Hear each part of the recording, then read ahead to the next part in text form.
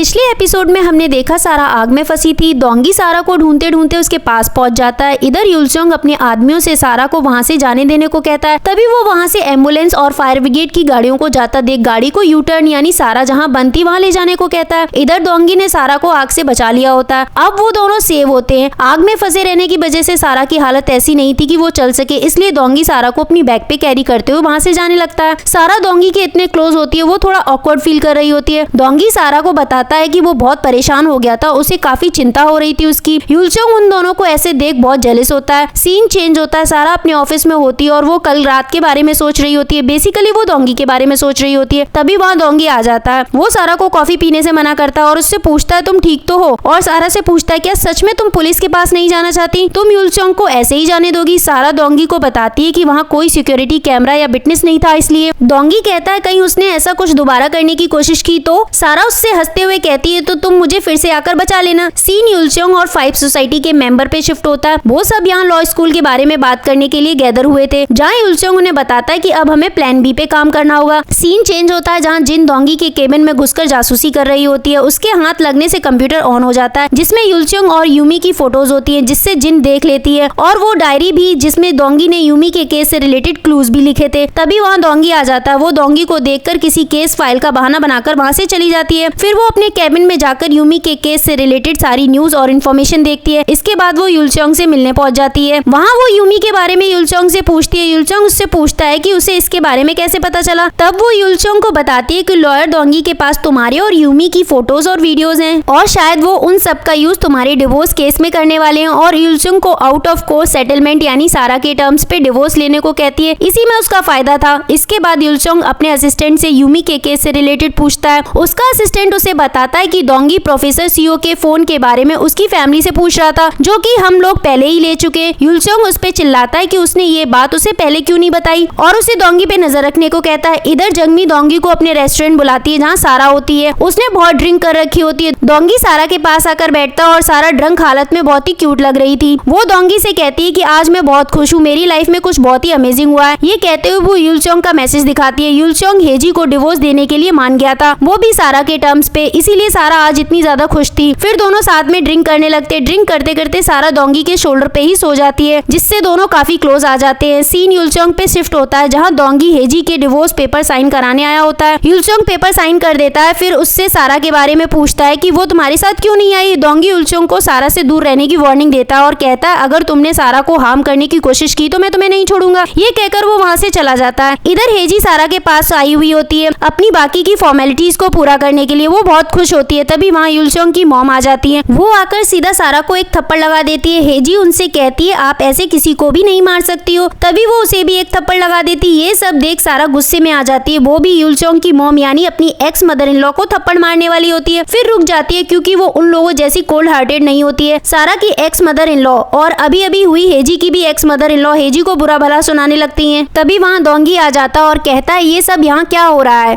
इसके बाद सारा युलचोंग की मॉम को माफी मांगने को कहती है उनके इस बिहेवियर के लिए, और कहती है आपकी सारी हरकतें सीसीटीवी कैमरे में रिकॉर्ड हो चुकी हैं, आपकी भलाई इसी में है कि आप माफी मांग ले। वो माफी मांग लेती हैं और सारा को धमकी देकर भी जाती हैं कि वो उसकी लाइफ हेल बना देंगी। नेक्स्ट सीन में युलचोंग अपनी मॉम को उसके मैटर से दूर रहने को कहता है, पर उसकी मॉम कहाँ किसी की सुनती है। वो उल्टा युलचोंग को सुनाने लगती है और कहती है मैं तुम्हारी तरह बेवकूफ नहीं हूँ जो इतनी बड़ी रकम एलिमनी में दे दूं। सीन चेंज होता है। सारा के ऑफिस में एक नया केस आया होता है। वो एक ऐसे कपल के बारे में होता है जिसकी वाइफ लाइफ स्ट्रीमर थी। उनका नाम कांग चुल और चोई होता है। कांग का एक कार एक्सीडेंट की वजह से वो पैरालाइज हो गया था, पर इसके बाद भी वो एक सक्सेसफुल एंटरप्रेन्योर है, और उसकी वाइफ एक स्ट्रीमर होती है जो अपनी डेली लाइफ में क्या चल रहा है ये बताती है, और ज्यादातर उसके वीडियोस अपने हस्बैंड की केयर कैसे करती है उसके बारे में होते हैं। ये दोनों एक दूसरे से एक डेटिंग रियलिटी शो पे मिले होते हैं, वहीं से इन्होंने डेट करना शुरू किया होता है। फिर शादी। सारा अपनी टीम से पूछती है कि फिर ये डिवोर्स क्यों लेना चाहते हैं, शादी क्या इन्होंने शो के लिए की थी। देगी सारा को बताता है उसकी वाइफ उसे डिवोर्स देना चाहती है क्योंकि उसका हस्बैंड जेलसी की वजह से हमेशा उस पे शक करता रहता है, पर इसका हस्बैंड इसको डिवोर्स नहीं देना चाहता है। तभी वहाँ डोंगी भी आ जाता है। वो उन दोनों की फोटोज देख अपनी टीम से पूछता है इनमें से क्लाइंट कौन है। उसकी टीम बताती है वाइफ हमारी क्लाइंट है। तभी वहाँ चोई आ जाती है। वो लॉयर देगी को देख उसे हाई करती है। फिर सारा अपना इंट्रोडक्शन देते हुए कहती है मैं टीम लीडर सारा हूँ। सारा चोई से उसके हस्बैंड के बारे में पूछती है। वो बताती है उसका हस्बैंड उसकी हर हरकत पे नजर रखता है। ये सब वो देगी को देख देख के बोल रही होती है। ये चीज सारा को थोड़ी सी वियर्ड लग रही थी। चोई बताती है उसके हस्बैंड ने उस पे नजर रखने के लिए उसकी गाड़ी में लोकेशन ट्रैकर भी लगा रखा था, जिससे उससे पता चलता रहे कि वो कहाँ जाती है। सारा और उसकी टीम को उसकी बातें सस्पिशियस लग रही थी। इसके बाद सारा चोई से पूछती है कि उसके हस्बैंड ने उस पे शक करना कब शुरू किया। चोई डोंगी को देखकर उससे बोलती है कि ये सब तुम्हारी वजह से हुआ है। तब सारा उनसे पूछती है क्या वो दोनों एक दूसरे को पहले से जानते हैं। चोई बताती है वो सीरियस रिलेशनशिप में रह चुके हैं। ये सुन सब शॉक हो जाते। चोई के हस्बैंड ने उसकी और डोंगी की कुछ पुरानी फोटोज देख ली थी। इसके बाद से ये सब शुरू हुआ था। डोंगी कहता है क्या ये सब ठीक हो सकता है क्या, अगर वो ये जाकर बता दे कि हमारे बीच कुछ भी नहीं है। आगे चोई सारा से कहती है कि उसे डोंगी से अकेले में कुछ बात करनी है। इसके बाद सारा उन दोनों को अकेला छोड़ देती है। चोई डोंगी के साथ बहुत ही टची हो रही थी। ये सब उसकी टीम भी देखकर एंजॉय कर रही थी। चोई डोंगी से कह रही होती है कि हम कितने दिनों बाद मिले, हमें मिले 4 साल हो गए हैं। डोंगी उससे उसके डिवोर्स के बारे में दोबारा सोचने को कहता है, पर चोई को तो कोई फर्क ही नहीं पड़ रहा होता। वो अपना पक्का इरादा करके आई थी और डोंगी से अपने डिवोर्स केस लेने को कहती है और साथ ही वो उसके साथ फ्लर्ट भी कर रही होती है ताकि वो उसका केस ले ले और क्यूट हरकतों से उसे कन्विंस करने की कोशिश कर रही थी। इधर सारा डोंगी और चोई की क्लोजनेस देख परेशान हो रही होती है और उन्हीं के बारे में सोच रही होती है। डोंगी वहाँ आकर अपने और चोई के बारे में एक्सप्लेन कर रहा था कि उन दोनों के बीच कुछ सीरियस नहीं था, वो तो इतने सालों में उससे मिला भी नहीं है। सारा ये सब सुन ऐसे शो करती है जैसे उसे इन सब से कोई फर्क ही नहीं पड़ता, पर अंदर ही अंदर वो बहुत ही जेलस थी। सारा और उसकी टीम चोई के केस को लेने से पहले उसके बारे में पता कर रहे होते हैं। इसके बाद वो उसके हस्बैंड से मिलने पहुंच जाते हैं, जहाँ उसका हस्बैंड उन्हें बताता है कि हम डिवोर्स नहीं ले रहे हैं। सारा उसे बताती है कि उसकी वाइफ ने उन लोगों से डिवोर्स के लिए कांटेक्ट किया है। तब चोई का हस्बैंड उन्हें बताता है कि वो अक्सर कर ऐसा करती रहती है, जब भी वो अपसेट होती है तब वो ऐसे ही बिहेव करती है और कहता है क्या आप लोगों ने हमारा कल का शो नहीं देखा,